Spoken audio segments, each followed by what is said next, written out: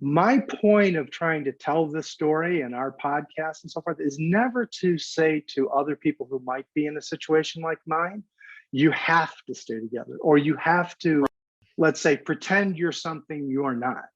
In our case, it was an evolutionary process without going into a lot of detail. It wasn't something that I just woke up one morning and said, guess what? I'm not who you thought I was. And my wife was very much involved in sort of that evolutionary process. We talk a lot. And the one thing about our relationship is that we have this level of trust that I've never had with another person. We share everything. The good, the bad, the ugly, the wild, the innocent, and the East Street Shuffle, however you want to phrase it. We share everything. We always have. Like since we met, we've just clicked and bonded on a level that I think a lot of times people don't achieve.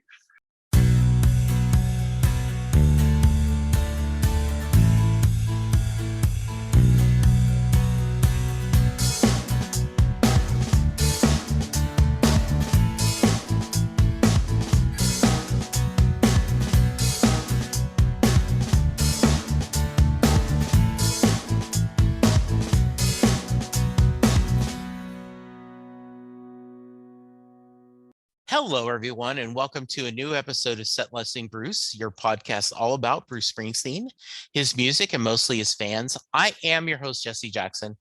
Joining me is a new friend, a podcaster, a former attorney, and a wonderful Springsteen fan. He just showed me his signed copy of The River.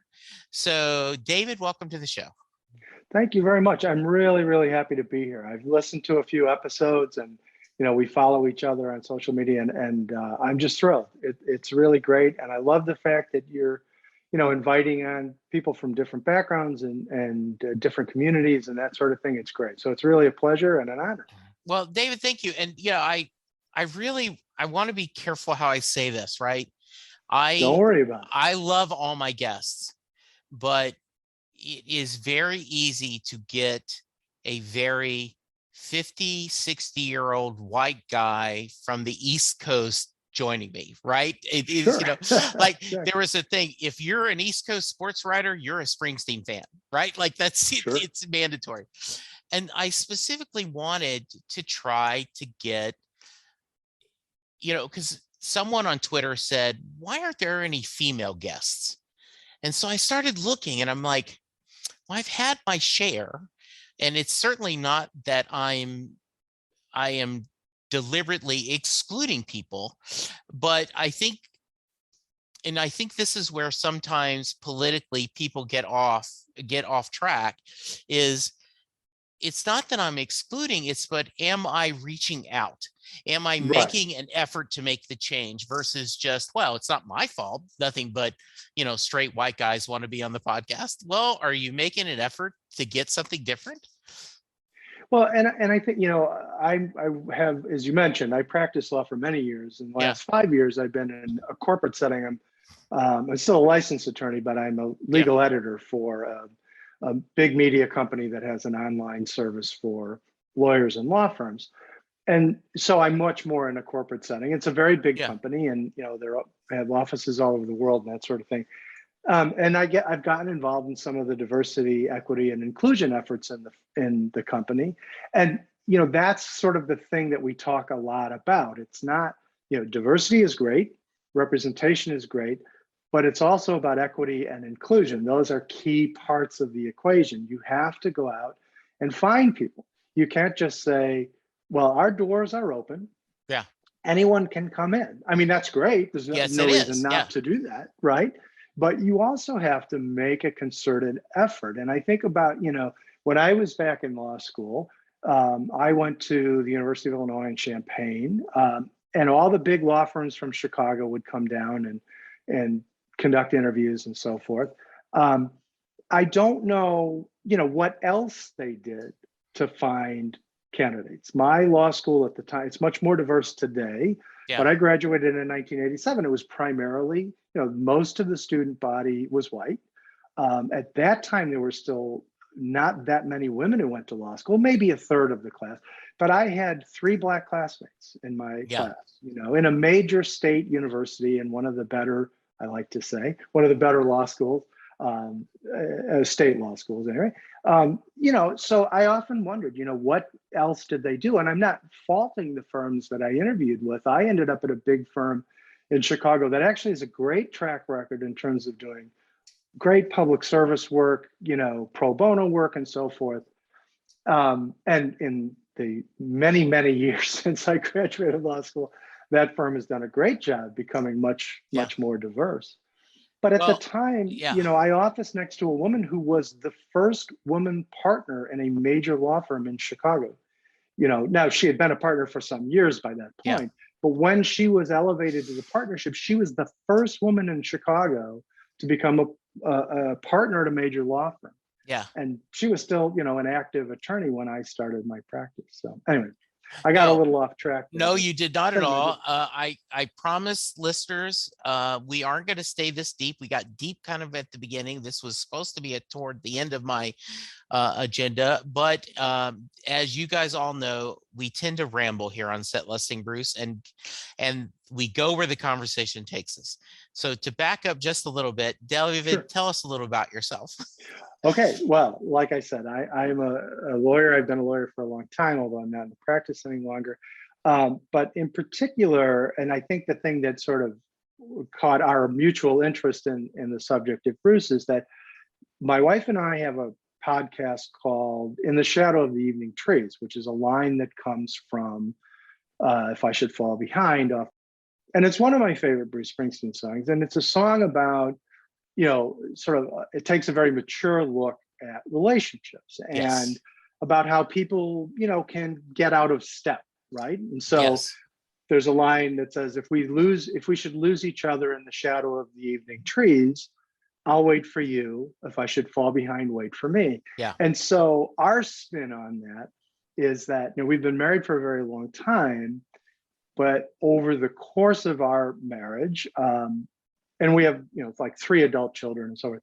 But I went through my own evolution where I began to realize that I had sort of basically put on this facade my whole life of this very similar, very, sort of straight guy who is a big sports fan and into Bruce Springsteen and all that sort of thing, and in reality, I'm gay. And, it's interesting because I was listening to one of your episodes with your friend Bella, and you guys actually touched on this sort of thing. You mentioned that your wife had dated someone in high school who turned out to be gay. And Bella had talked about she's gay, but had a boyfriend in high school and so forth. So, these are not necessarily that unusual, these kinds of relationships, except this happened way late in life. I was already in my 50s. I had 3 kids. We'd been married for many years. And it's not as uncommon as people might think, but we made the decision, to stay together because it worked for us. And, that's not going to work for everybody. And I should point out, I always feel compelled to say this when I talk about our particular story. My point of trying to tell this story and our podcast and so forth is never to say to other people who might be in a situation like mine, you have to stay together, or you have to, let's say, pretend you're something you're not. In our case, it was an evolutionary process without going into a lot of detail. It wasn't something that I just woke up one morning and said, guess what? I'm not who you thought I was. And my wife was very much involved in sort of that evolutionary process. We talk a lot. And the one thing about our relationship is that we have this level of trust that I've never had with another person. We share everything, the good, the bad, the ugly, the wild, the innocent, and the East Street Shuffle, however you want to phrase it. We share everything. We always have. Like, since we met, we've just clicked and bonded on a level that I think a lot of times people don't achieve. And so we already had that. And as I said, it wasn't something where I just woke up one day and said, okay, this is it. I'm a different person and I'm going to go off on my own. So it made a lot of sense for us to stay together in those circumstances, and we have kids, and my family knows, my children know. So the reason why we wanted to do the podcast was really just to be supportive of anyone who might be in our situation, but also supportive of the LGBTQ community in general, because even before I was able to acknowledge my own orientation, I've been for many years a strong supporter of gay rights and transgender rights and so forth. And so is my wife. And we've had many, gay friends. We have a trans daughter, as it turns out. And so this is something that's really important to me, just, being open about who I am, even though it doesn't, you wouldn't know it necessarily. Right. I mean, I'm sure I had, high school classmates who might have suspected, right? Yeah. We all got called names in high school. Yes, we did. Yes. But I've lived this, and I curated this persona that I deeply believed in, by the way. Yeah. The mind is a funny thing. You can convince yourself of almost anything. And that's not necessarily healthy, of course. Yeah. But I curated, this persona that I was convinced was really me. Yeah. And it wasn't. And in many ways, I lived a very happy life. I mean, I've been married for many years. We have 3 amazing kids. Our youngest is a sophomore at my alma mater, the University of Illinois. So I'm very proud of that. I can't deny it. I'm a diehard fan. But I created this sort of like an alternate reality. Yeah. But to me, it was very real. And eventually, you can't, as Bruce would say, everybody's got a secret, something they just can't face, right? So that leads us to where we are today. Well, and I don't know your journey, but the line that comes to me is, it's a poor man living in his own skin who can't stand his company. Yes. Right. Yes. And so I do not know your journey. Maybe you were happy with yourself, but once you become that awareness, and Better Days is, yes. Better Days and Land of Hope and Dreams are my 2 favorite Bruce songs. Those are great. Yeah. And, and then of course, Born to Run and Thunder Road, and keep going on. But I've been very vocal on this show, and I make this comment anytime on social media someone says, okay, you're on stage and you have to do a 10-minute TED Talk. What's your subject? And I say, I pull up the lyrics to Better Days, and I talk about that song to me is living life in the now, that today is our better days. Even if you are in a horrible situation, life is what it is. And when I get a promotion, then I'll be happy. When I get the kids out of diapers, then I'll be happy. When my wife and I get enough money to buy a house, then I'll be happy. No, you have to enjoy the journey. And so I think of that often. And it sounds like you guys have, I also, and I promise listeners we're going to get off the heavy subjects, or who knows, maybe we won't. Too many people, there is a very small minority of very loud people who want people to be like them, that they don't want to understand someone living different than them. Right. I get picked at with a little bit of tongue in my cheek that Lynn and I, we met, we fell in love, we got married, we had a kid, all in that order. And a lot of members of my family goes, that's effed up, because almost everyone else in my family got pregnant, then happily got married, have been divorced, and Lynn and I are just that's the way it worked out. Right. And there are too many people that are very judgmental about, well, I don't understand that, therefore I'm going to criticize it, or I'm going to be disdain. And I think that is one of the things hurting society, is we do not give enough grace to each other.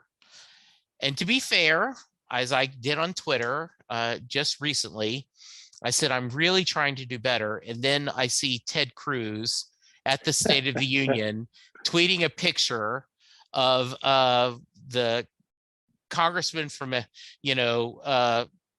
think it's Colorado, that has on her dress "Drill Baby Drill" at the State of the Union. And I'm just like, see, I can't take the high road with pieces of S like that. So right. No, I hear you. I don't have a question there, Harvard David, but Law, please. by the way.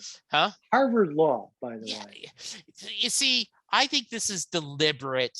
I think that's even worse. I think this is a deliberate thing. I think he's a very smart person, and he is deliberately doing this versus being someone who is just maybe doesn't know any better. Yeah. Oh, I agree with you. And that's the gamesmanship is beyond belief to me. I mean, I know it's always been that way. I mean, listen, I grew up just outside of Chicago. I remember the old Mayor Daley, the boss, the guy who ran the city. I remember the day he died. So rough and tumble politics is not a new concept to me. But at the same time, it's a funny thing is that, this is by no means a defense of political corruption, but the thing about it is that our crooks used to at least get stuff done, right? I mean, they picked up the garbage, they made the streets were clean, So we had crooks, but they were like honest crooks. They had the kind of like crooks with a work ethic. So I grew up in Louisiana. Oh, the days of Huey P. Long, Edwin Edwards, right? Sure. And so the famous statement, Huey P. They asked Edwin Edwards, "Are you guilty?" And he said, "Hell yes, but just not of this." I mean, and I know that's unfair, but the romanticism of yes, Huey P. Long was crooked as the day is long, but he also built bridges and he built roads and he did a lot of things for the poor in Louisiana. Right. We're kind of soulmates in that sense. Yeah. Chicago, and there are, and this could be an entirely different podcast. Yeah. But definitely ties between Chicago and New Orleans in particular. Not just the famous song that Arlo Guthrie had about the train, City of New Orleans. And by the way, New Orleans is maybe Chicago, New York, and New Orleans are about my three favorite places on earth. So I love them. What did someone say? There's I can't remember. Some musician did say that there are only like 2 or 3 true unique cities in America, and everyone else is all one. And and New Orleans is one of those cities. Yeah, absolutely great city. Love it. Absolutely love it. By the way, I don't want to go too far down this digression, but I remember hearing when the movie The Big Easy came out, which sort of introduced a lot of people to the music and all that. I remember hearing that the script, as originally written, it was supposed to take place in Chicago. Oh, how funny. And someone said, that's a little bit too cliche, political corruption. Let's put it somewhere else. And they picked New Orleans, and New Orleans is literally a character in that movie. Yes, it is. Right. That is an amazing soundtrack. And one of the things I love is a few years ago, we went to New Orleans. And so we had, New Orleans is one of our favorite cities. And so Linda and I went, and we were staying on Frenchman Street, and we were catching all the musical bars, and so we were at I believe it's the Spotted Cat, and it was the break, and the musicians were walking around. There was just 3 of them, and they had said, "We're not a band. We get here on the weekends, and we're having fun." So, and so it was a female vocalist, a guy on the piano, and a guy on the guitar and vocals as well. And so she's passing the hat, and Linda looks at me and says, "Go ahead, ask her." And the lady said, "Well, what do you want to ask me?" I said, "Well, I'm a massive Bruce Springsteen fan, and I wanted to ask if you could do a Bruce Springsteen song." And Linda's mocking me because why am I asking someone in New Orleans to play Bruce? Right. And she was an African-American female, and she goes, "Oh, Atlantic City is one of my favorite songs. Do you want me to do that for you?" What a great song, too. Yeah, it does. So I did. She did it for us, and Linda looked at me and like, you couldn't be happier right now, could you? I go, "No." Right. Growing up in Chicago, which is, by the way, a city I've only visited once, and it is on our list of cities to spend more time visiting. Come I'm on going. up. All right. Come on up. Growing up, what kind of music did your family listen to, David? So this is one of my favorite. I saw this as one of your questions, and it's one of my Yeah. favorite questions because it really got me to thinking. So Good. okay, so I was born in the early '60s, right? In fact, I'm going to turn 60 this year. Right. And So but I was born I in had '59. So you and I are very close. right, and so but I had 10 older siblings. Okay, so Irish Catholic mother, or as I call her, my sainted Irish mother. Anyway, um, so as you can imagine, we were into, or my older siblings especially, were into the music that was popular in the 60s and early 70s. Bob Dylan, Peter, Paul Simon, Simon and Garfunkel rather, Joan Baez, a lot of folk music. Like New York, Chicago had a really big folk scene in the 60s and 70s. In fact, there's this legendary institution in Chicago called the Old Town School of Folk Music, where everyone on earth has played. John Prine was a student there. So was I. My wife and I took guitar lessons there. My brother Tom took guitar lessons, probably 75 or 76, something like that. Anyway, so there was this legendary folk scene. So everybody was really into that kind of music. And we also listened to Beatles and Stones and everything that was. My parents, we're very progressive, politically, but we're not into that. We weren't into rock and all that. Obviously, a little bit older. But my dad liked Woody Guthrie and Pete Seeger because they're kind of the same era. My dad was born in 1921. It's around the same time as those guys. So the compromise in our family when we had people over, like we had family gatherings, was we'd listen to a lot of folk music and bluegrass. My dad was a guitar player himself. Okay. Yeah. And was, he loved classical music, but he loved bluegrass because he could really appreciate the musicianship, right? So there was the Nitty Gritty Dirt Band put out this anthology album, this 3-record set called Will the Circle Be Unbroken, right? Had all these great artists like Doc Watson, and I can't even remember who all was on it. And that album, and it had all these great traditional songs like Will the Circle Be Unbroken and all that. And we would play that all the time. So my friends thought I was nuts because this is the music I was listening to, and then by the time I was in high school, it was more like, the Eagles and Fleetwood Mac and all that sort of thing.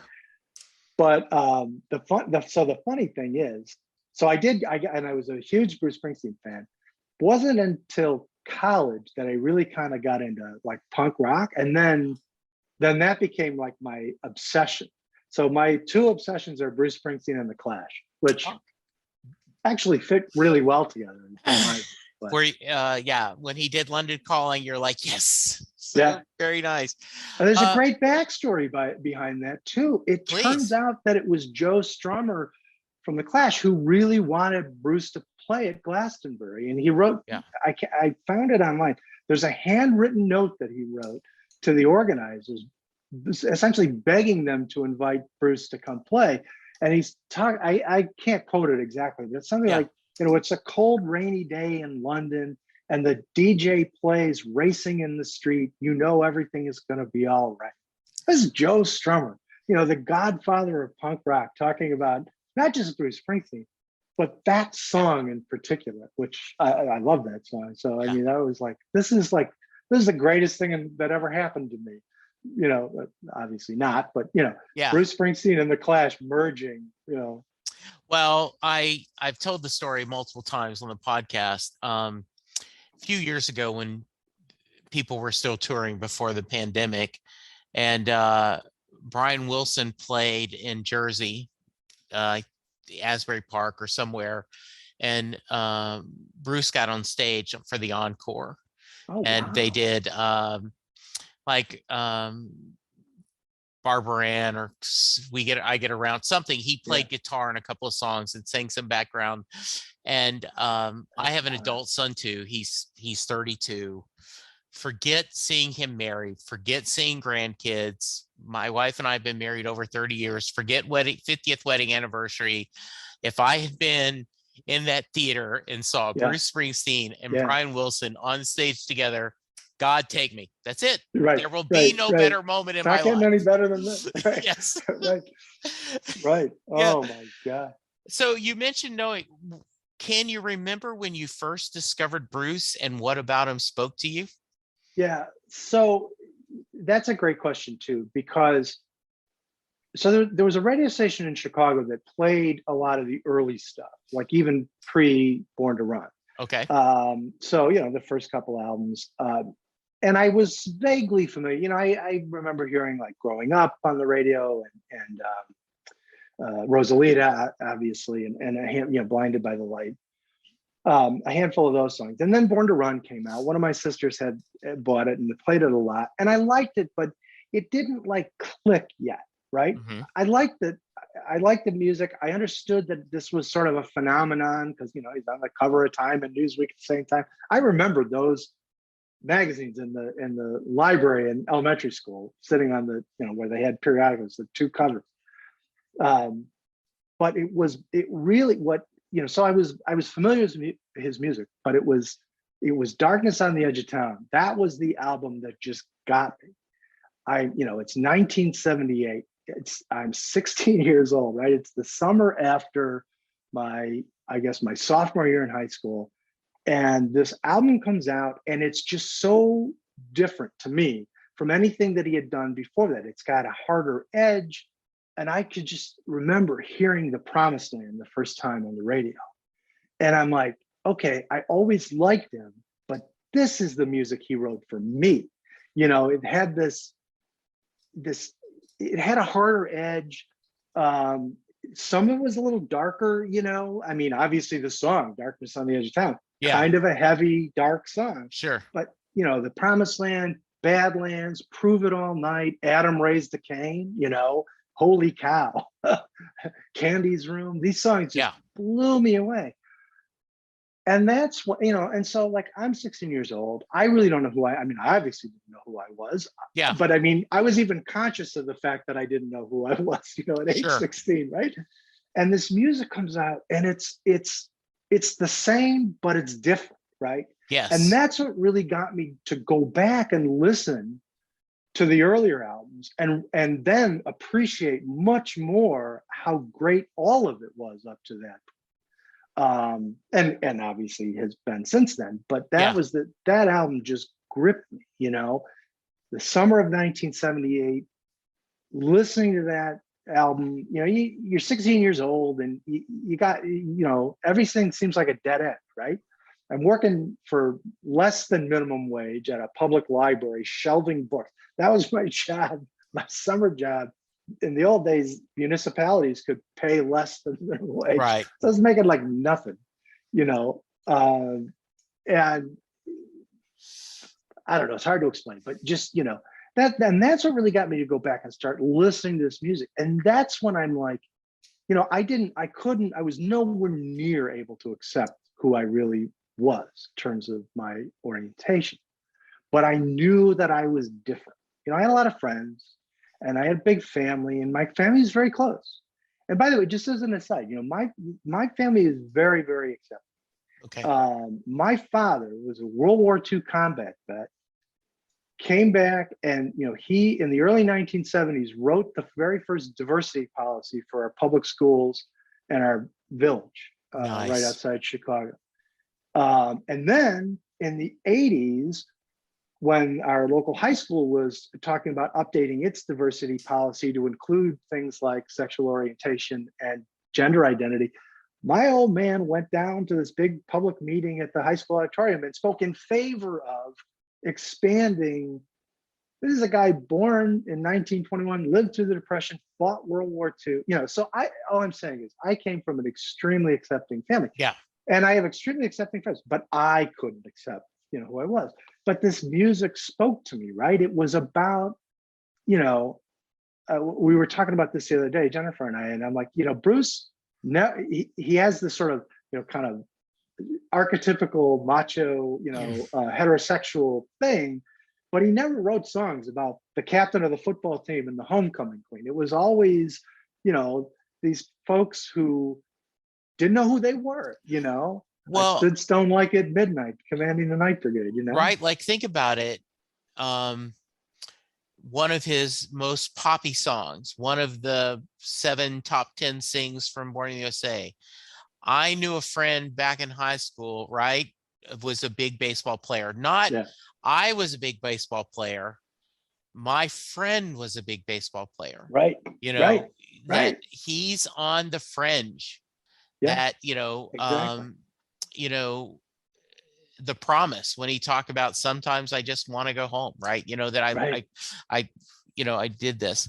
I That think, song was a revelation yeah, because it's really, it's the sequel to Thunder Road, right? And yes. I didn't know it existed obviously until that album came out. It's And amazing.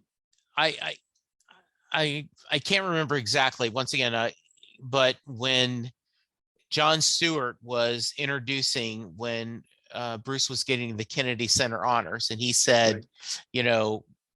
When you listen to Bruce Springsteen songs, you're the hero. You're not a loser from New Jersey. You're the Yes. hero of an epic tale of a Yeah. loser from New Jersey, right?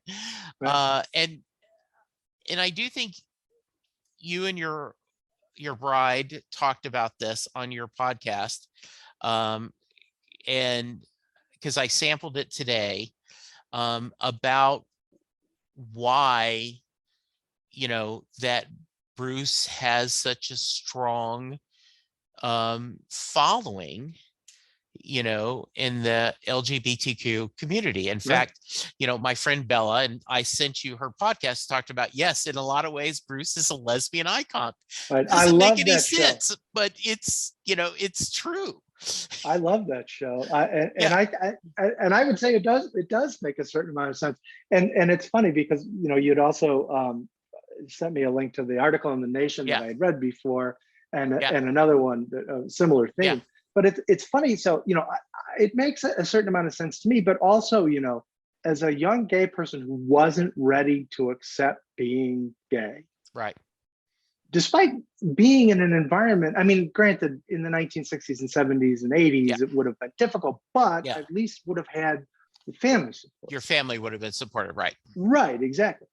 But but I couldn't accept it. I couldn't wrap my head around it.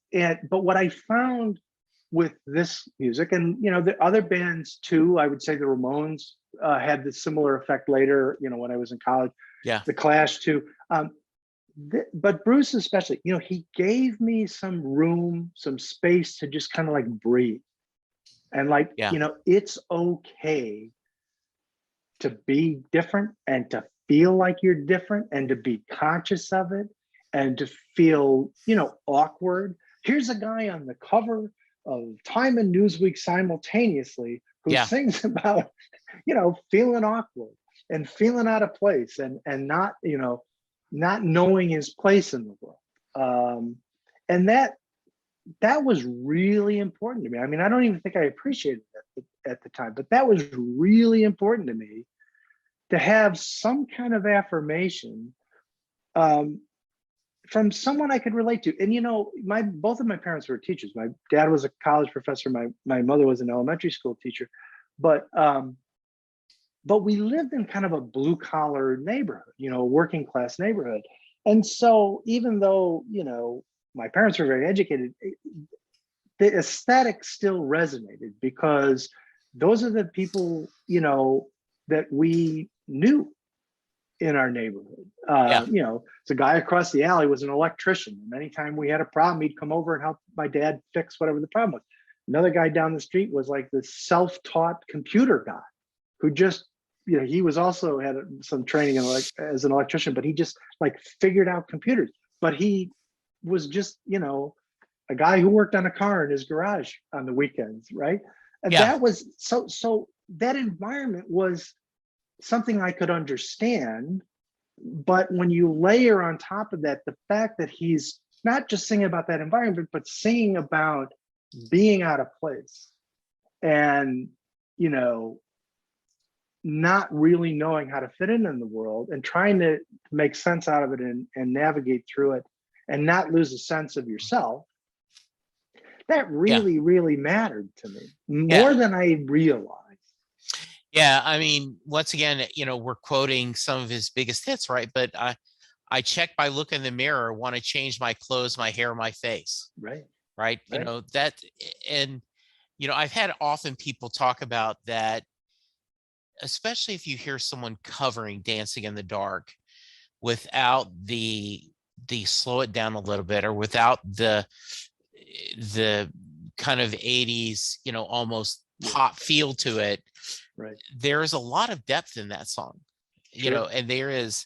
And I do think, as we have been lucky enough to follow Bruce on his journey, and I've had my share of touches of depression. I think everyone has struggled, and to see Absolutely. someone, you know, you're Bruce effing Springsteen. How can you write? Well, the Yeah. reality is, I don't care who you are. There, you have your demons, you have your things. I thought one of the most dis one of the most revealing statements is in Western Stars, where he says, there was a time that if you loved me, I made sure to, keep you at a distance, to hurt you before you had the Right. chance to hurt me. Right. Yeah, and I think that's true. I mean, I think about this all the time, and my wife could tell you more stories than I could. Yeah. But I mean, um, I had everything going for me in my life. Yeah. I mean, I was a white male from the suburbs. Right. We weren't wealthy, but you didn't have to be wealthy to go to college back then. Yeah. Um, I started in a professional career where I made a good living. I was married with kids and own a nice house, and um, everything in the world went my way. But I still have today, and I've always had issues with that sort of thing, with depression. And um, that's one of the things. I guess we're still being kind of heavy here, aren't we? But that's one of the things that I think we all have to kind of Yeah. accept, is that we're all still learning. Yeah. That doesn't stop. And so you got to kind of figure out, it's okay. It's almost a cliche nowadays, but basically it's okay to not be okay, right? And to recognize it. Yeah, I don't remember who said this, but someone said one of the biggest issues we have is, as a society, we want to believe the best in ourselves and the worst in someone else. Yeah. That if I say something, I want you to give me the benefit of the doubt. I don't know what the correct person to call someone that is from the East. So be kind to me if I use the wrong word. Right. But the other person, how dare you say that? I'm insulted to use that phrase, and not trying to give each other the kindness that you're wanting to give yourself, that you're asking others to give you. Well, and boy, I mean, we learned a lot, having a transgender daughter. Yes. Who is got the patience of a saint. Yes. Because we made mistakes. I mean, we were very accepting from day one. But we had fortunately come to understand a little bit more about the transgender and non-binary community before our daughter came out. But you're still going to make mistakes. Yes. And one of the hardest things I think to do, along the lines of, we're all still learning, is to just sit back and, and let things sort of unfold a little bit, And my experience being in the situation that I'm in, if I tell people that I'm gay, but I'm still married to my wife of nearly 27 years now, that doesn't compute. They think I'm making it up, or maybe they don't understand why we stay. And I just want to say, but don't worry about it. Yeah. Just relax, because it's okay to not understand everything. It's not okay to misunderstand and hold things against people. Right. But if you can say, you know what, I'm confused, I don't quite understand, but sit back and say, but that's okay. I don't have to understand. I don't have to understand the logistics of it. I don't Right. need to know. Right. It's okay. Now, I have I had a friend years ago that was in an unconventional, based on society, relationship. There were three of them, and they viewed themselves as married. Sure. Sure. And I, a lot of people might ask some questions. My only question was, I said, can I ask you something? And you could see my friend was, okay, he's going to ask me about our sex lives, or is it Right. like, Right. it was like, no. When Linda and I have a fight, we are on equal sides and we have to figure out Yeah. how to compromise. Yeah. If there's three of you, what do you do if two of you agree and then you're outnumbered? Right. That's all I wanted to know, is how do you work through that logistics? Because right now, like, one of the things when people ask me, you and Linda have been married since 1984. What do you say is your success of marriage? And I say, one of it, we were good friends before. We dated 4 years before we got married. We continue to have a wonderful friendship. We like hanging around with each other. Right. I said, but one of our early rules was, you couldn't say, I told you so. You couldn't say when we bought a car and we ended up 6 months later having trouble making the car note, you couldn't say, well, I thought it was a bad idea to buy the new car anyway. Yeah. Nope. Right. Nope. Right. The time to say that is before we made the decision. If That's I a knew good rule. I know we shouldn't have That's gone a on very vacation. good rule. I know, no. What you can say is, well, remember I brought it up that I was concerned. Yes, you did. We talked through it and we decided to go in every way. That's right. We made the decision together. Right. And now Right. then we know better. And looking back, it was the wrong decision, but we don't blame each other. Yeah. And it's very easy to do Monday morning quarterbacking, right? To say, well, I told you. Well, why didn't you tell me before, right? Like, if you thought this was a bad idea, shouldn't you have raised your hand and say, hey, David, I think this is a bad idea. That's a very, very good rule to live by. I like that a lot, and I definitely could learn that myself. That's good. All right, so you already talked about darkness. Well, let's talk about seeing Bruce live. So, yeah. I always give this disclaimer that the amount of times you've seen Bruce live is not a fair barometer of how big of a fan you are. Based on your age, your economic situation, where you live, can drive how often you've seen him. But for the record, have you been able to see Bruce perform live? And do you count? I do, but unfortunately, it's an easy number to count. I've seen him 3 times. Okay. And unfortunately, the last time was in 2000. So it's been it's been a while. Yeah, the first time I saw him was on the River Tour in 1981. I was a freshman in college, and he came through Champaign, Illinois. Played at the basketball arena that used to be known as Assembly Hall. Now it's a corporate sponsor name, but we call it Assembly Hall. Yes. So he played at Assembly Hall, and that was a world changing. I mean, I was already a big fan anyway, but it was the classic, nearly 4-hour show, the long encore, the Detroit medley, all of the bells and whistles. Yeah. And it was just fantastic. And then I saw him up in Chicago at, not at Soldier Field, it was another indoor venue. It used to be called the Rosemont Horizon. It's another corporate name now. And that was on the Born in the USA tour. And he played a fair amount from Nebraska too. So he was still playing Atlantic City and Open All Night and stuff like that. And I cannot remember, I don't think that he did the Delta Blues version of Born in the USA, which apparently how he actually wrote the song. I think he did the more because it was the first tour. I think it was more of a stadium rock tour. And then a long time passed. And one of my sisters and her husband had tickets to see him in St. Louis at the hockey arena. I think it was the Kiel Center back then. I don't even know if the Blues still play there, but and they were good seats too. And my brother-in-law got them through work, and there was a fourth person who was going to go with him who couldn't go. So I felt terrible because 2 little kids at home.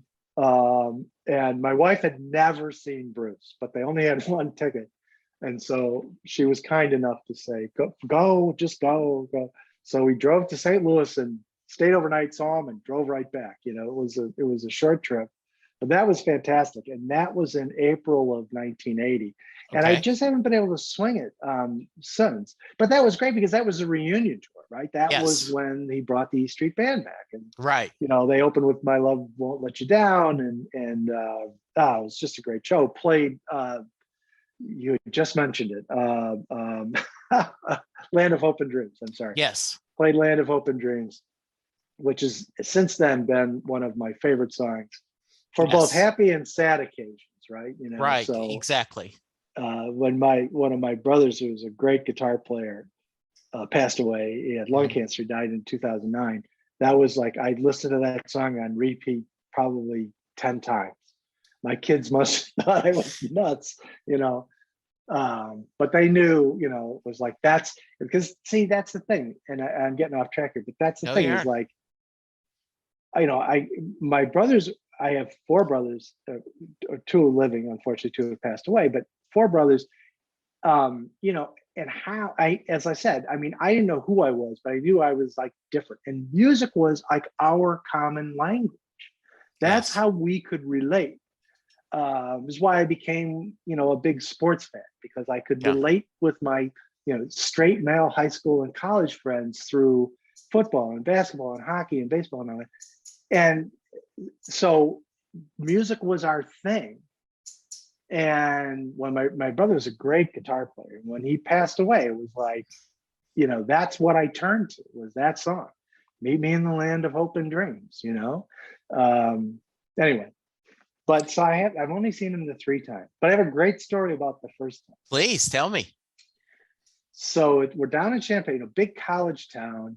It's at a student, you know, it's at the basketball arena. So almost everyone there is students, but there's a married couple in the audience. When I say married couple, I mean, they were straight from their wedding reception. Oh, how fun. Guy in a tuxedo, woman in a wedding dress.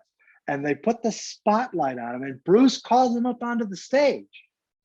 And he sang I Want to Marry You, which may or may not be the most You're right. appropriate song under the circumstances, but it didn't matter. It was Right. amazing. It was one of the coolest things I've ever seen. That does sound cool. You know, you were talking about If I Should Fall Behind. Mm, I tend to print those lyrics out and put them in any card. If someone is getting married, in the yeah, gift, put I put the printed lyrics in the card and go, I think this is one of the best songs about marriage life that's ever been written. And so I give this as a gift, as long, you know, to share. I yeah, do that's that. great. Yeah. David, you were talking about listening to Land of Hope and Dreams. My 5 seconds with Bruce way back in, when he was doing the book tours, he came to Austin, and I drove down to Austin early, got in line, got my 5 seconds with him, because it was, Right. and so I had practiced all the way down what I was going to say. And what I ended up saying was I had been unemployed for 9 months the previous year, and listened to Better Days and Land of Hope and Dreams every day to keep my spirits up. I don't think he heard it but as I've Yeah. told the story a million times, I needed to say it more than I needed him to hear it. So Yeah, I'm right there absolutely. with you. Yeah. Do are your 3 children, are they fans? They appreciate his music, but they're all off into different Yeah. things. Although my youngest is a drummer.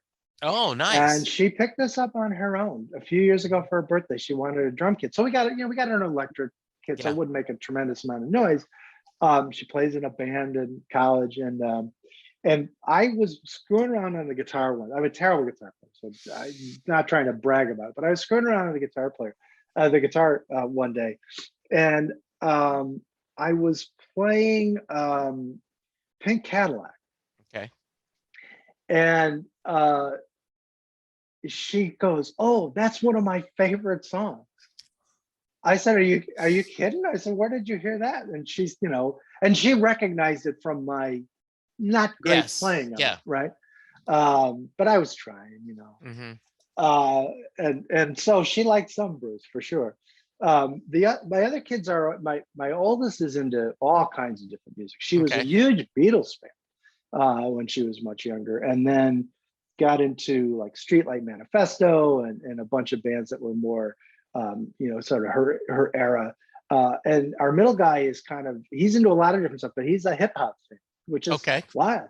I think it's great, by the way. Just you know, um, I always want to say this when people talk about music. I think hip hop is in many ways the most rock and roll music that's come along in a long time. And Yes. I'll die on this hill. Joe Strummer said that hip hop picked up where punk left off and ran full steam ahead. And I think there's a lot Yeah. of truth to that. I'm an old white guy. I'm not going to pretend that I'm knowledgeable Yeah. about hip hop, but I think it is kind of a misunderstood art form. And Bruce, Hmm. has pointed out that he loves Kendrick Lamar and some other. Yeah. He's a Kanye. He likes Kanye, but I don't know if he's still a Kanye fan. I think he appreciates his genius as an Yeah. artist, but Well, obviously Kanye's gone his own yeah. way. So I always think of Penn Jillette from Penn and Teller was, he does a great podcast, and he talks about that he he is sad, almost angry when kids talk about they love and they mention, classic rock Yeah, artists. He goes, no, rock and roll is built to be music your parents can't stand. That is yeah, the heart and soul of rock and roll. This yeah. is what it should be. He says, when you become an adult, you can learn to appreciate other, music, but there should be that. Um, Absolutely. and and I was very vocal on Twitter.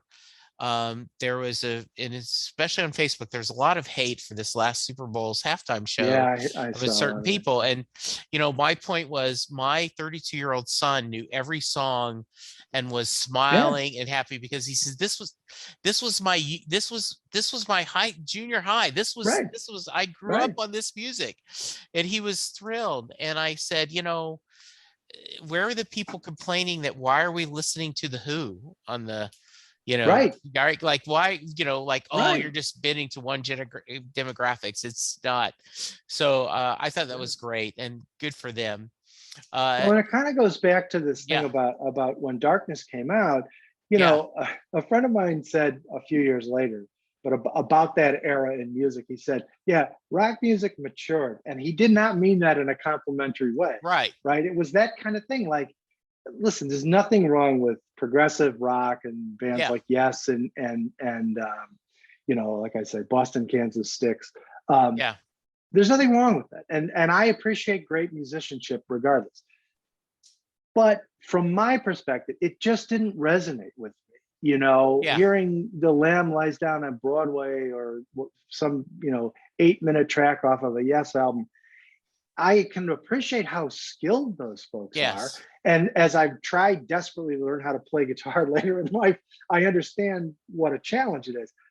But it just didn't resonate with me. And that was the thing about that album. And that was the thing that later appealed to me about the Ramones and the Clash and all that. It was like tearing it down and rebuilding it again because it had gotten sort of old and stodgy. And again, I don't like to judge anybody's taste in music. I have a lot of good yeah, friends who are really into that kind of stuff. Or, it was the Grateful Dead or whatever. Great, great, great musicians. And, the Grateful Dead wrote a lot of great songs that other people have done great covers of. So, right, it works. It works in that sense. But I think that was the thing to me was in that time period, I didn't feel like there was any music that was really speaking to me and to people my age. We're kind yeah, of like this mini generation that came at the sort of the tail end of the baby boom. And Right. while, and in my case, I literally have older siblings who are every part of the baby boom, right? Right.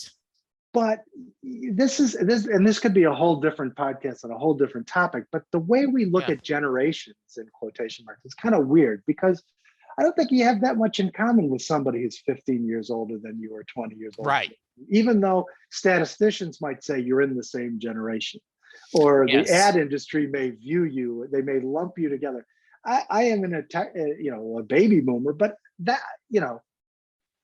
but I kind of straddled that hippie and punk rock era, right?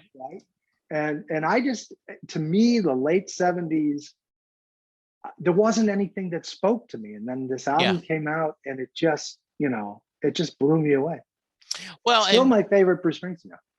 One of the things that I come to mind, and I've told the story multiple times, is my parents growing up in Louisiana were not sports fans. So I did not grow up having that. I did not have a fan, a horse in the race, as they say, with any fan, and really did not become a sports fan until I moved to Dallas in '86. And it's in the culture, right. Following the Cowboys are in the culture.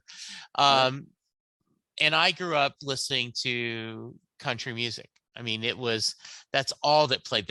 There was no such thing as being on a rock station. We listened to nothing but country, Johnny Cash albums and Merle Haggard and Hank Williams. And the closest we came to rock and roll was 50s rock. My mom loved Bobby Darin's Fats Domino, that kind of music. So I was visiting my cousins in Ohio, and they were shocked. And this is probably like 68, 69. So I was like 9 or 10. I could not name all 4 Beatles because, like I did not see the Beatles on Ed Sullivan. I'm 62, so I mean, that would have been at the highlight. I graduated high school in 77. So I'm just a couple of years older than you. And because it was, Porter Wagner and all this other stuff was my lifetime. So, by the way, I love country music. Yeah, me too. I love it. Ken Burns documentary, I recommend to everyone. I'm like, whether you like music, country music or not, watch. I mean, as much as his documentary about Vietnam and the Civil War and everything else, Muhammad Ali was amazing. That country music, if you love music at all, you will be fascinated by that documentary. Here's a fun fact. Yeah.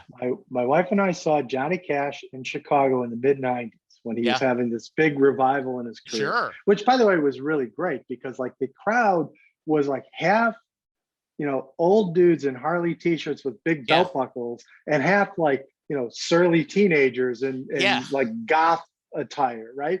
But it was fantastic. It was so good. So then a few years ago, we saw Roseanne Cash, obviously his daughter, at Old Town School Folk Music, how fun. We had taken guitar lessons and everything like that. And on top of that, in the midst of her show, it was just her and her husband, John Leventhal, phenomenal musician. I would have loved to see that show. John is great, right? I think she's coming to Texas, and I'm Austin, and I'm tempted to go down and see her. But in the middle of that show, she brings out her son, Jacob, who was apparently going to the University of Chicago. So he was in town, and he's a musician. So we've seen 3 generations of the Cashes. Very nice. That's like, really that cool. Is awesome. That's great. It was really cool. Yeah. So this is a sideshow, but we also saw Johnny, and we also saw Roseanne and her husband and a band including Roy Cooter, doing Johnny Cash songs, like a whole Johnny Cash songbook. Nice. Yeah. That was wild. Yeah, that's great. Sorry. No. Thoughts on Western Stars? Letter to You. Well, let me see. Okay, so Western Stars is interesting.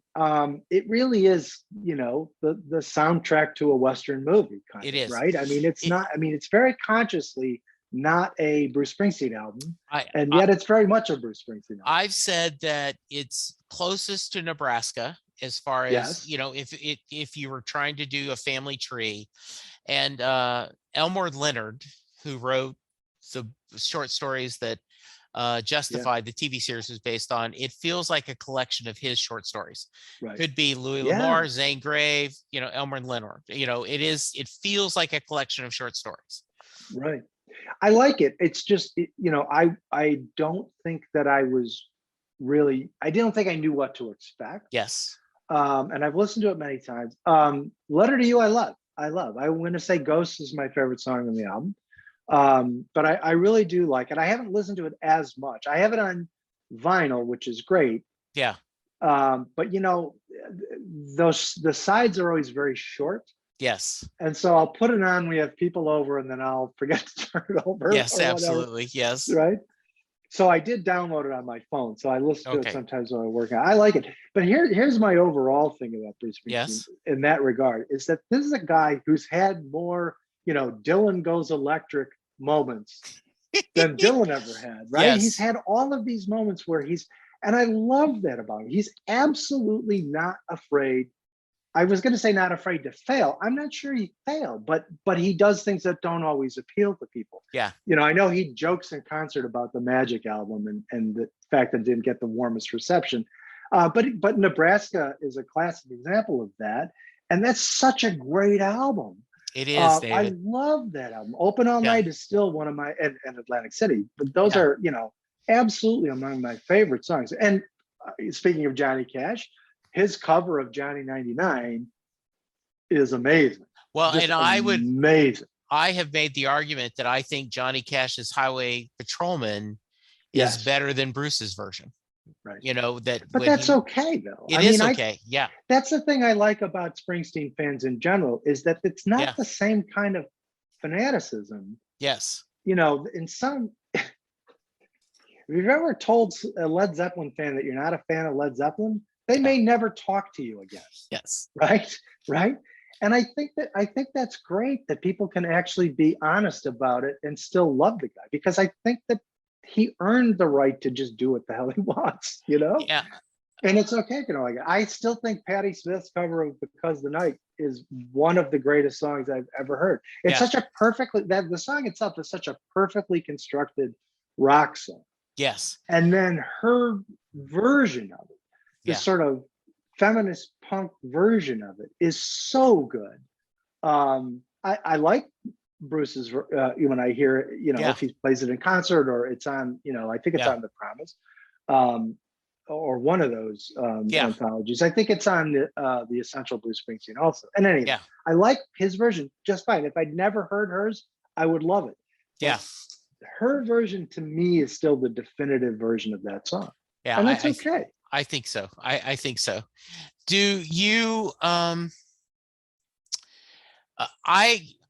I have a lot of affection for Letter to You because of when it came out, right? Absolutely. That the idea, and I was saying this a lot in the fall of 2020, that, if I got a new Springsteen album and a new president, that 2020 would not be the worst year ever in our lives. Right. I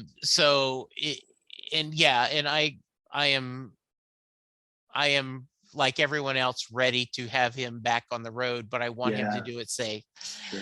So hopefully that they're going to be back on the road again, and that things are going to work out where you get to go. If you are, what's on your, excluding Western Stars and Letter to You, what's on your wish list? What are the songs that you haven't got to hear live that you would really love to hear? Oh, that's a great question. Well, first of all, I will always say, and I have heard him play it live, but I will always say She's the One. Yeah. Which I just think is, again, a guy who writes She's the One can do anything he wants. Right. He can do 15 versions of Western Stars to the end of time. Some of those songs, another kind of in a similar vein, Candy's Room I love that song. And I know I'm going back kind of far. Yeah. I'd love to have him bring back Quarter to Three, the great, the great, oh my God, Gary Bonds. Yeah. Gary Bond song. Yeah. You Um, know, what was, not that Bruce is asking us, but, you know, a couple of us will be on the show, like, you know, will we get, you know, like, can we rotate? Let's do Shout. Let's do, yeah, you know, like Quarter to Three. Let's do the Detroit medley. Let's do, you know, like rotate. If he wants to end the show on an oldie, kind of do it around, you know, that's great. and Uh, anytime he wants to do a Clash cover, it's fine with me. uh, I got a whole list of them he could do. London Calling was great, but I'd yes. love to hear him do Spanish Bombs. There's a whole Yeah. bunch of Clash songs I'd love to hear him Yeah. do. But So I've done this a couple of times, Dave, and so I'm gonna, I hope not put you on the spot. I am a casual Clash fan at best, and I I just had a guy on. I haven't released the episode yet, that does a Who podcast, okay, and he was talking about this, and at the end of the podcast, I said, you know, I don't really know that many Who songs, and he says, well, did you recognize any of the titles I gave you? And I go, no. I said, you know, I know the CSI themes. I know Squeezebox because it was on the right. radio. And so he sent And me had a a banjo. list. How Yeah. many rock songs Yeah. have banjo? So he sent me a list of 10 lesser known Who songs. And I put it in a playlist and I'm listening to them. And then in about a month, he's going to come back on the podcast and we're going to talk about it. Oh yeah, So I'll give you the same challenge. Send me yes, about 10 Clash songs you think to give me a flavor, and then I'll absolutely. study them, and then I'll have you back on and we'll talk about it. You bet. You Because bet. No, it's an obsession with me. So yeah, yeah, I'll be happy because to. what I love is, because I've done that a couple of times with people that really don't know Bruce. I have about 10 songs that I send them, and then they come on the show and we talk about it. You know, and so I think that's always a lot of fun to do. So I think that would be good to Yeah, share. Yeah, that'd be great. yeah, That'd be good. great. I could come up with that in no time. I bet you could. Absolutely. What should I have asked you that I haven't? I don't know. That's also a good question. Yeah, Yeah. I've learned that that's what in corporate speak you always say that. Well, that's a great question, but I Yes. mean it sincerely. Yeah.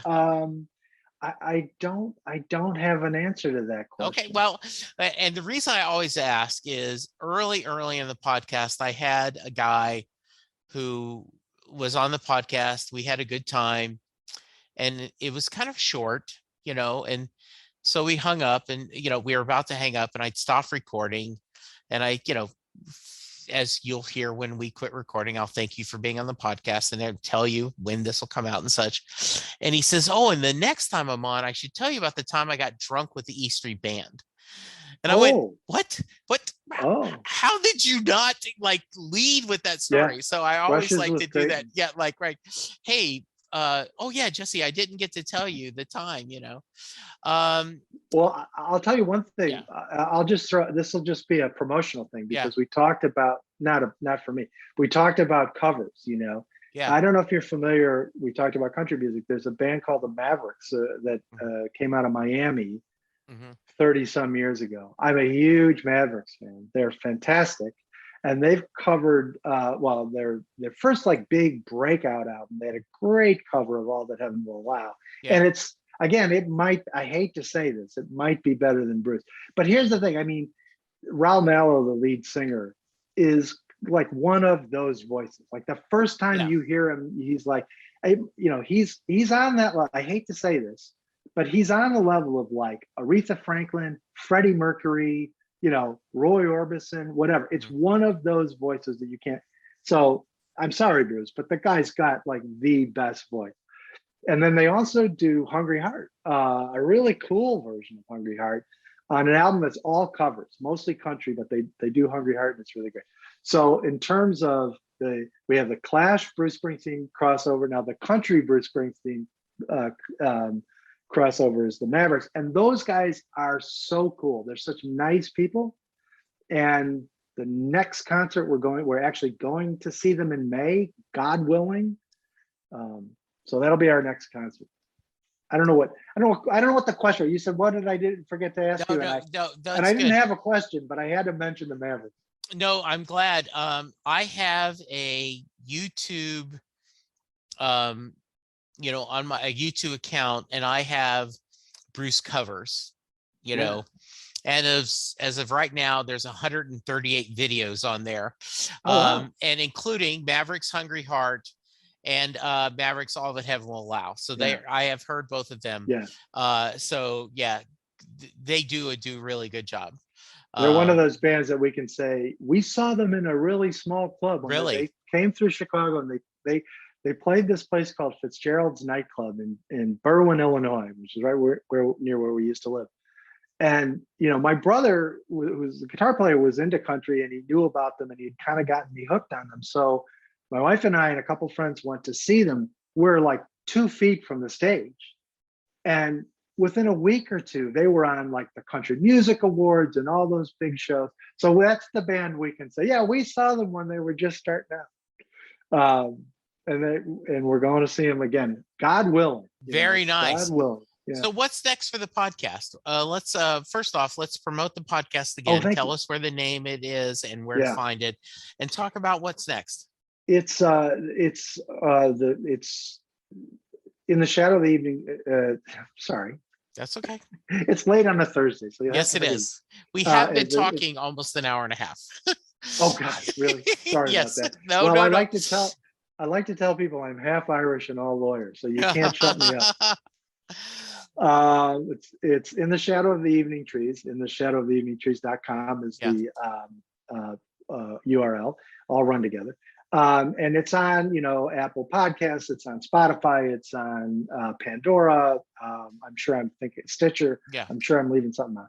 As the kids say, wherever you get your podcast. Yes. And at this point, we've mostly just done it. We're neophytes when it comes to the podcasting world. It's mostly just the two of us having a conversation about whatever strikes our fancy. We do talk, I would say, primarily about issues relating to LGBTQ plus rights, because obviously that's something that's near and dear to us. We try not to get overtly political about it, but I don't view somebody's basic fundamental humanity as a political issue, right? It's not right versus left. This is who we are, and so it shouldn't be, should it? Yeah, it shouldn't be. Right. It gets politicized, but it's not in and of itself political. You know what I mean? Yes. So and I think so. We kind of wing it a little bit, right? Okay. Like we have, obviously this last episode we talked about the fact that I was going to be on your show, but we don't generally have a script or a format. We usually have some ideas that we want to kick around and talk about. Okay. But we're going to try to get, we've been a little bad lately with holidays and such, but we're going to get back into a real regular schedule. Now I have to. You've shamed me into it. Well, I do not mean that. I hope to inspire you to it. That's what I meant to say. Yeah, very nice. Okay, before any final thoughts before we get to the Mary question? Just that, and I'll try to be brief about this, take but your time. I would just encourage people generally, thinking about my own situation and how I kind of came to where I am in life, is that, we all have this, I think we're all kind of hardwired to cling to this real sort of binary thinking, us against them. There's only men and women, there's only, men and women get together and make babies and all this stuff and that's fine. And there's nothing wrong with people like that, obviously, but we need to kind of expand our thinking. It's not us against them. It's not, everything isn't binary. Things are uncertain. And, as Kramer said on Seinfeld many years ago, Mother Nature is a mad scientist, right? And that's okay. But try to just let go of always viewing everything in black and white terms. That would be my piece of advice as an old, grizzled, gray-haired, whatever. I think that is excellent advice, and I think it's well said. All right, so if you are one of David's friends who's listening to this podcast, or someone who's found me because of your connection to following David on social media, or hopefully a lot of his family and friends are like, oh yeah, you're on a podcast, let's listen. And you're still with us. I want to say thank you for listening. I end every podcast with this question. Jay Armstrong, who is a recently retired English teacher from the Philadelphia area, he has a book out, Bedtime Stories for the Living. And when he was teaching, he would spend 2 days in his honors English class, their senior year, breaking apart Thunder Road. They would look at all the lyrics. They would talk about the imagery that Bruce is using. He would compare it to Robert Frost, The Road Not Taken, and other poems. And at the end of the 2 days, he would ask the class, does Mary get in the car? David, that is your question. Yes. Does Mary get in the car at the end of Thunder Road? So my answer is yes. And, Okay. and I'll tell you why. I don't know that I necessarily had a conclusion about that until the first time I heard the song "The Rising" on the radio. Okay. And he's talking, and Mary has wound her way through many songs and many different iterations, right? Mary, Queen of Arkansas. Obviously, it's Mary's Place, on the album "The Rising." But when I heard the verse that begins, I see Mary in the garden of a thousand sighs, she's holding pictures of our children. The first thing that I thought about was, that's Mary from Thunder Road. Oh. The guy ends up becoming a New York City firefighter. They settled down, they kind of grew up. And so, I mean, obviously Mary could also be the Mary from the song "The River." But, yes. But to me, that kind of just, and this is, I'm sure this is insane. I'm sure this is like, either everyone has thought of this or everyone's going to think I'm nuts. But to me, that brings it full circle. The kid who was, he can play this here guitar, and all that, he finds a calling eventually, right? And that's to be a firefighter and to be a first responder, to save lives. And now it's at the end of his life, and he's going up the stairs, and he knows that he's not coming out of that building, and he's dreaming or daydreaming about, Mary and their family. So I think it's the same couple. Okay. That's my theory.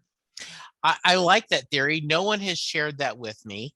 I have been shared that she's not named, but when in Racing in the Street, he says, my baby sits on the porch of her daddy, on her daddy's porch. What a song. He says that's the porch that she dances across. Yeah. It's the that same could porch. well be. Right. And I went, I've never thought of that. My other one, there's been a lot of great answers, but another one said yes, that Moonlight Motel is the sequel, that they got in the car, drove all the way to California, and Mary has now died, and he's mourning her death at the Moonlight Motel. Right. Well, so, that's definitely a possibility. Yes, it is. David, this has been great. I thank knew after listening to your podcast, and we exchanged a few emails. I knew that we would have a great time talking, and I am sorry I kept you up late. But we're both in the same time zone. Yes, it is. So I really, really appreciate you spending time with me. Tell us how to find you on social media. My Twitter, and I will confess up front, I don't always behave on Twitter. That's okay. My Twitter is Dave from TR and the number 1, all run together. And that's my main Twitter account. Yeah. Well, I don't always behave as well. I'm trying to be kinder on social media, but sometimes the hypocrisy of some of the people anger me. But I'm working on it. Yeah, I got to work on it too. Yeah. So listeners, you please go get vaccinated, go get boosted. Yeah. Remember to keep being safe, and let's be kind to one another. because that's really the only way we're going to get through this. Amen. David, thank you for your time. You're Listeners, more than thank you for welcome. listening. We'll talk to you soon. Goodbye. I want and need your feedback. You can reach me multiple ways to tell me what you like or don't like about the show. You can reach out to give me guest suggestions or maybe to join me on the podcast yourself. We're on Twitter at SetListingBruce or at Jesse Jackson DFW. I have an Instagram, SetListingBruce or Jesse Jackson DFW. Our Facebook page, facebook.com/setlistingbruce. Go to patreon.com/setlistingbruce to find out how you can support the show, and we have several tiers of support. Please go to your favorite podcast player and hit subscribe. And tell a friend about the podcast because that is the way we're going to grow. If you're not tired of hearing me speak, you can hear me on Next Stop Everywhere, the Doctor Who podcast, where Charles Skaggs and I talk all things Doctor Who. The How Many podcast, where me and my friends Gary, Scott, Bob, and Jr. talk pop culture. And finally, my newest podcast, The Last Best Hope for Conversation, a Babylon 5 podcast, where Karen, Lou, and I are going through the TV show Babylon 5 one episode at a time. I am always looking for guests, so please reach out to me, setlustingbruce@gmail.com.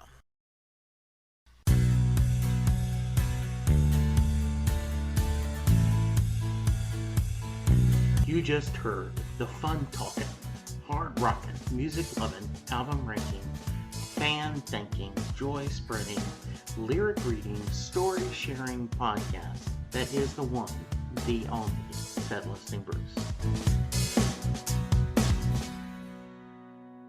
The theme for Set Listing Bruce was written by David Rosen, used by permission.